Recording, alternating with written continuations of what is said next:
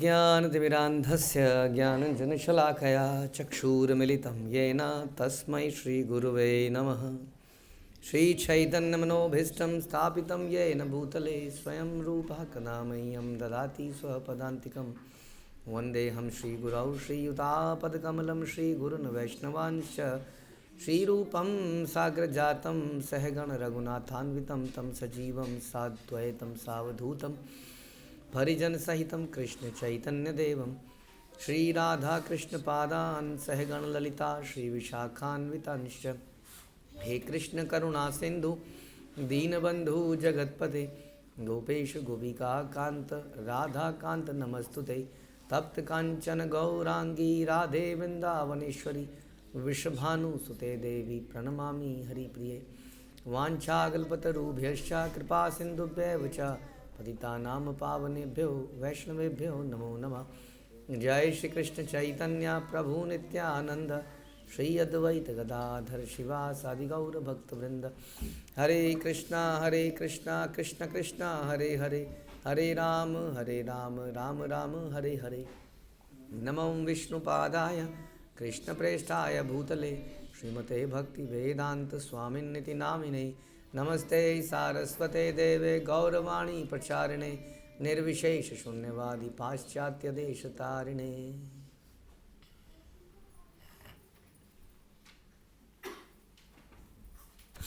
हरे कृष्णा।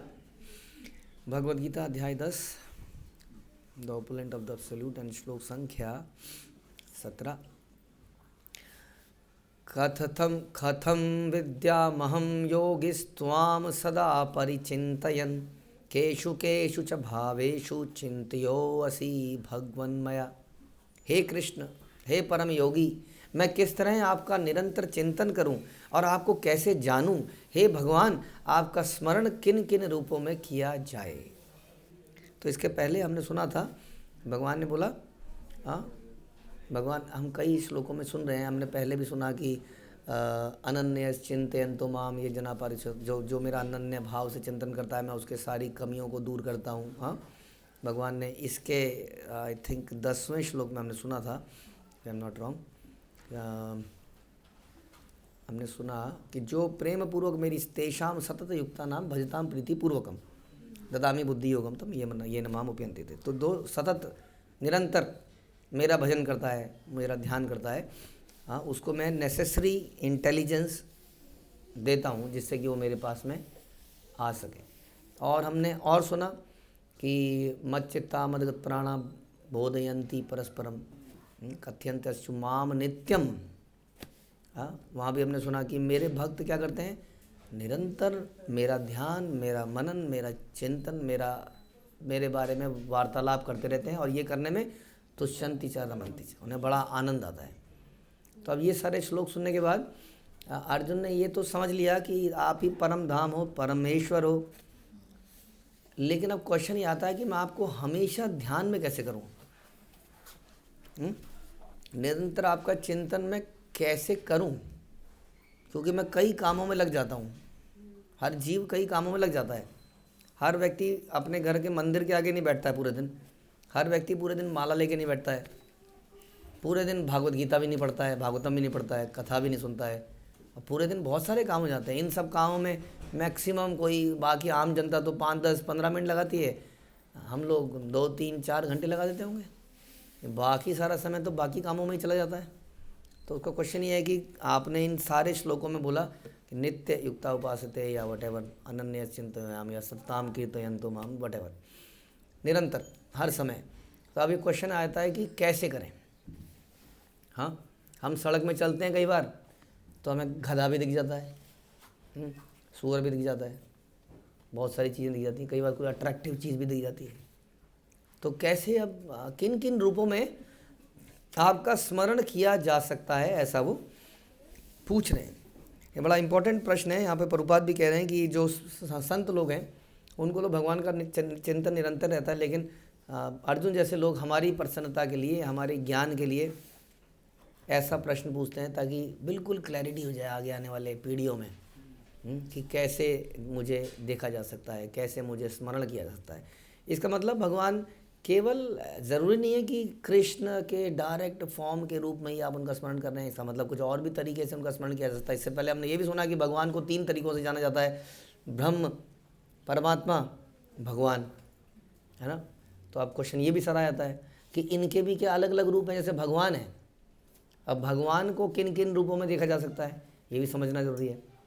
तो भगवान को कैसे कैसे समझा सकता है, श्याम सुंदर भी हैं, राम भी हैं, विष्णु रूप भी है। तो ये कौन कौन से रूप हैं जो भगवान कहे जाते हैं, कौन से रूप हैं जो देवता कहे जाते हैं, जो एग्जैक्टली भगवान नहीं है लेकिन कई लोग कन्फ्यूज हैं। तो ये भी समझना ज़रूरी है, भगवान को कैसे स्मरण किया जाता है, फिर परमात्मा को कैसे देखा जाए, कैसे महसूस किया जाए, और फिर ब्रह्म के रूप में आपको कैसे देखा जाए। तो बहुत सारे क्वेश्चन हैं, ताकि मेनली पर्पज़ एक ही है, आपका स्मरण कैसे किया जाए बस। हाँ, तो जो हम श्रवण कीर्तन करते हैं उसका उद्देश्य होना चाहिए विष्णु स्मरणम।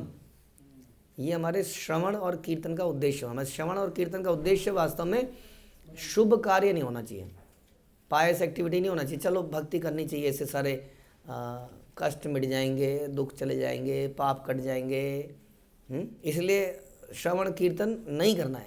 अधिकतर हम लोग जो कथाएं होती हैं घर में, मंगलवार की, बुधवार की, वीरवार की, या कोई भी इस प्रकार के, उनमें वो यही सोचते हैं कि आज का दिन शुभ है, कुछ परिवार में बरकत होगी, ये होगा, वो होगा, इसलिए लोग कुछ कथा को सुनते हैं, which is okay, not bad, but ये वास्तविक पर्पस नहीं होना चाहिए धर्म का। धर्म का पर्पस क्या होना चाहिए कि भगवान से प्रेम करना धर्म का अल्टीमेट पर्पस होना चाहिए। जो धर्म भगवान से प्रेम करना सिखाता है वही वास्तव में धर्म है। भगवान से जो भय करना, भय के लेवल पे रुक जाए, वो वास्तविक पूर्ण धर्म नहीं है।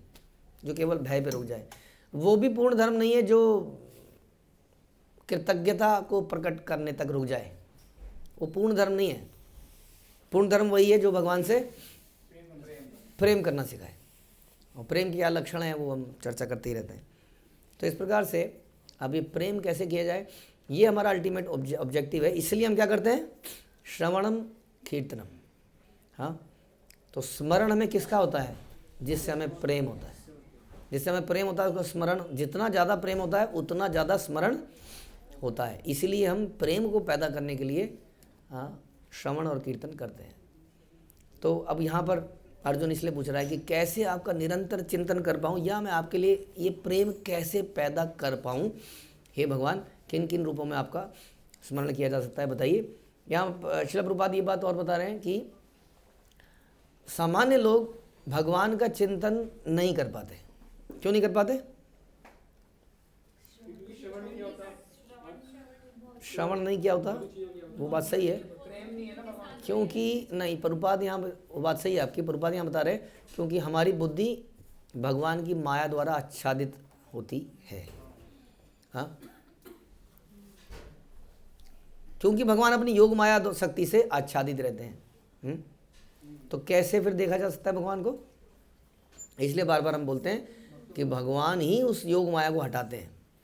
जब वो देखते हैं कि ये व्यक्ति मुझे जानने का भरसक प्रयत्न कर रहा है, तब भगवान उस माया शक्ति को हटाते हैं। हम माया शक्ति के बियॉन्ड नहीं जा सकते, महामाया हो चाहे योग माया हो, हमारे बस का नहीं है। इसलिए कहते हैं मामे भी प्रपद्यन्ते, इसलिए बार बार बोला था। तो इसलिए ये बड़ा इंपॉर्टेंट है समझना कि ये अर्जुन भगवान से प्रार्थना कर रहे हैं। हम भी इस प्रकार से गुरु परंपरा में भगवान से प्रार्थना करते हैं कि प्लीज़ आई मीन आपको मैं समझ सकूं, आपको मैं सर्व कर सकूं। इस प्रकार से हम प्रार्थनाएं करते हैं। हाँ, इसीलिए अर्जुन पूछ भी रहा है। तो हमारा ये पूछने का पर्पस भी यही है कि आपको किस प्रकार भिन्न भिन्न रूपों में देखा जा सकता है। ये जस्ट क्यूरियोसिटी नहीं है, ध्यान रखिए। चतुर्विधा भजन्ते माम में एक व्यक्ति क्या है, जिज्ञासु। वो शुद्ध भक्त नहीं माना जाता है, वो जिज्ञासु, उसके अंदर केवल जिज्ञासा है। जैसे हमें बहुत चीज़ों की जिज्ञासा रहती है, बालकों को बहुत जिज्ञासा रहती है। जिस काम के लिए मम्मी और पापा मना करते हैं, हाँ उसको करना है। इस अलमारी को मत खोलना, उस अलमारी को जरूर खोलेगा। फ़ोन में यूट्यूब मत चलाना, और चलाएगा। तो जिज्ञासा बहुत है। तो जिज्ञासुओं की बात नहीं कर रहे हैं यहाँ पर। ये जो जिज्ञासा है अर्जुन की, तो वास्तव में जिज्ञासा किस लिए होनी चाहिए? भगवान से रिलेशनशिप बनाने के लिए, आगे बढ़ने के लिए, उस प्रेम में सर्व करने के लिए जिज्ञासाएं करी जा सकती हैं। तो अर्जुन की जो जिज्ञासा है वो किस लिए है? ताकि भगवान का निरंतर चिंतन कर पाऊँ। इसलिए पूछ रहे हैं कि किन किन रूपों में आपको देखा जा सकता है, जरा बताइए। स्मरण करना मतलब चिंतन करना, स्मरण करना वो प्रेम का लक्षण है, जैसा हमने बताया। तो इसलिए वो पूछना चाहते हैं। तो हमारा जितना भी हम पढ़ते हैं, जितना भी हम सुनते हैं, उसका पर्पस क्या होना चाहिए? How to remember, always remember Krishna, never forget Krishna. ये हम कैसे कर पाएँ, और इसका करने का प्रैक्टिकल तरीका क्या है ना? ये इससे समझ में आएगा जो आगे के उत्तर आएंगे। क्योंकि जैसा हम बार बार बता रहे हैं, इसका मतलब ये नहीं है कि आप माला लेके 24 घंटे बैठे रहेंगे या केवल भागवतम को लेके बैठे रहेंगे। और क्या प्रैक्टिकल पर तरीके हो सकते हैं? जैसा हम सुन रहे थे कि तस्मात् सर्वेषु कालेषु, वो भी था हमेशा मद अनुस्मर, आगे की लाइन ही बोलेंगे। तो हमेशा कैसे मुझे याद करा जाए? तो बाकी बोलते हैं युद्ध करते हुए भी आप मेरा ध्यान लगा सकते हैं। कैसे, है ना? तो ये प्रैक्टिकल कुछ बातें हैं। कई सारे भक्त जो इस्कॉन में जुड़े आज की डेट में, उनका मुख्य कारण भी यही था। जानते हैं आप कि इस्कॉन नेगेट करना नहीं बताता है, what not to do, don't do this, don't do this, don't do this, leave this, leave this, leave this, leave this. वो ये बताता है कि हर चीज़ को कैसे भगवान से कनेक्ट करा जाए। ये इंपॉर्टेंट चीज़ है। हाँ, तो इसलिए बहुत सारे लोग जुड़ते हैं, उनको समझ में आता है ये प्रैक्टिकल है। वो अच्छा, हाँ, केवल छोड़ना ही नहीं है, कुछ भी छोड़ने की ज़रूरत नहीं है। छोड़ता तो आदमी फिर अपने आप ही है ना? जब उसको लगता है कि यहाँ इतनी ब्यूटीफुल चीज़ मिल रही है, इतना बड़ा सब्सटेंस है, और ये चीज़ नॉट सो वेरी गुड, तो अपने आप ही छोड़ता चला जाता है, उसको नई चीज़ को प्राप्त कर जाता है। तो ये प्रैक्टिकल है। तो प्रैक्टिकली हमें समझना पड़ेगा करना क्या है। तो तस्मात् सर्वेषु कालेषु, कैसे भगवान को वही निरंतर चिंतन स्मरण किस रूप में कर सकते हैं? क्या केवल कृष्ण रूप को ही ध्यान में कर सकते हैं? That's the question. भगवान का चिंतन कैसे कर सकते हैं हम? जैसा अर्जुन को बताया, युद्ध करते हुए भी आप यही सोच के कर सकते हो। He is not actually may not be remembering, जैसे मैं पहले ही बता रहा था।